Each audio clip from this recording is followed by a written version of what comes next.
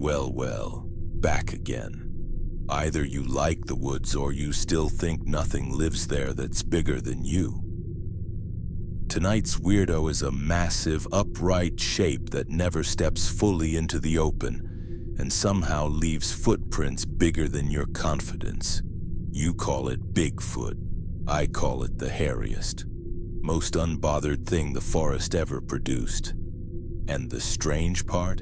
It's not what Bigfoot does that unsettles you humans, it's what you guys do after you notice it. So let's rewind a bit. Pacific Northwest.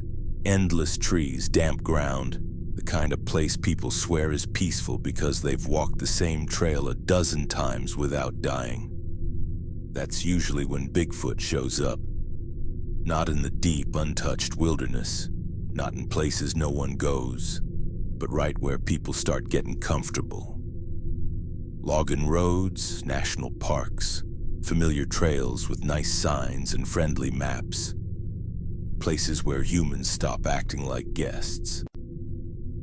The earliest reports don't start with panic. They start with confusion.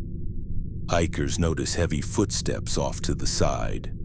Hunters feel watched but can't spot anything through their scopes.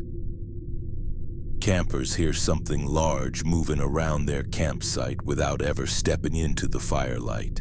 No charge, no roar, no attack, just presence. Bigfoot doesn't rush people, it stays parallel, corrects its distance, and waits. That's what throws people off. Predators don't do that. They commit. Bigfoot doesn't. It behaves like it already owns the place.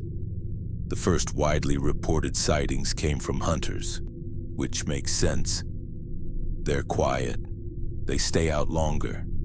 And they're very confident. They describe the same pattern. Footsteps too slow for a deer, too heavy for anything small, branches moving without snapping, and always just far enough away to avoid a clear look. Hunters hate that. They're trained to face threats head-on. Bigfoot never gives them that option. Campers experience it differently. They settle in, they relax. That's when Bigfoot makes its rounds. Footprints appear at the edge of camp, not leading in, not leading away. Just circling. Gear shifts slightly overnight. Coolers moved, logs stacked where no one stacked them, nothing damaged, nothing taken. Bigfoot isn't trying to scare anyone, it's checking space. And of course, humans do what humans always do. They explain it away. Probably a bear. Bad lighting. Someone messing with us. Sure, because bears famously walk upright, pace people for miles, and politely avoid cameras. Nice try. Eventually, curiosity kicks in, and that's when I got involved. Not to stop Bigfoot. Come on, I'm a skeleton, not park security. But when another weirdo keeps showing up in my forests, I like to know what I'm dealing with. So I went looking.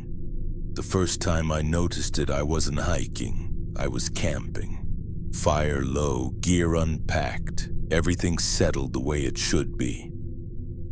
I looked up and saw something standing in the forest. It was definitely not a bear. It was upright, too wide at the shoulders, arms hanging lower than they should. I stared at it. It stared back. It didn't attack, didn't come forward, just standing there like I was the one interrupting. Then it walked away. Slow, heavy steps, and for a second I caught a glimpse of it in the campfire light. And let me tell you, the hair. So much hair. Honestly, respect. And then there's me, dead and bald. People love asking why Bigfoot doesn't hurt anyone. That question misses the point. Bigfoot isn't hostile. It's territorial. It doesn't chase people out of the woods. It waits until they leave on their own. Every report ends the same way. Someone packs up early after seeing him, cuts the trip short after spotting footprints, or changes plans for no clear reason. No attack, no confrontation. just a quiet agreement that they've stayed long enough. There are some theories, of course. Humans love theories. Some say Bigfoot is an undiscovered ape species, others say a surviving relic of early humans. Some blame government experiment, because of course they do. And skeptics say it's all just people making things up or mistaking animals. Sure, because thousands of people across different countries all somehow told the same story for decades. Here's what matters. Stories like this don't just come from North America. Canada has them, Siberia has them, the Himalayas have their own version, different names. Same behavior, large, upright, avoidant, unbothered. Everywhere humans push deeper into forests and refuse to leave, this story shows up. And humans did what humans always do. They turned it into content. TV crews showed up with night vision cameras, experts yelling into the woods. Footprints measured with rulers like the forest cared. Entire shows built around almost finding him. Every episode the same ending.